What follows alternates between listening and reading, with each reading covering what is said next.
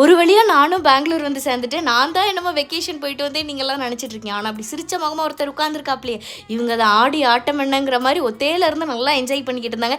இப்போ தான் நான் வந்துட்டேன், அதனால பழைய வேலைகள் எல்லாத்தையும் திருப்பி முதல்ல இருந்து ஆரம்பிக்கணும்னு சொல்லிட்டு எல்லாத்தையும் பார்த்துக்கிட்டு இருந்தேன். கிச்சனில் ஒரு வேலையை நடக்கலைங்கிறதுனால டஸ்ட்டு மட்டும் தான் படித்து கிடந்திருந்தேன். அதனால் கம்மி வேலை தான் எனக்கு. அதனால் உட்காந்து அதை மட்டும் க்ளீன் பண்ணிவிட்டு இவ்வளோ நாள் கொடுக்குறத சாப்பிட்டுட்டு நல்லா என்ஜாய் பண்ணிட்டு ஊர் சுற்றிட்டு இருந்தேன். நான் திடீர்னு கொண்டு காட்டில் விட்ட மாதிரி எல்லா வேலையும் நம்ம தான் பண்ணணும். இந்த வெங்காயம் தக்காளியை திருப்பியும் வதக்கணுங்கிற மாதிரி எனக்கு ஒரே மன வருத்தமாக தான் இருந்தது. பட் வேறு என்ன பண்ணுறது, எல்லாத்தையும் பண்ணி தான் ஆகணும்னு சொல்லிட்டு நானும் லியான்றவங்களும் பாதி பாதியாக வேலையை எடுத்துகிட்டு எல்லாத்தையும் பண்ண ஆரம்பிச்சிட்டோம்.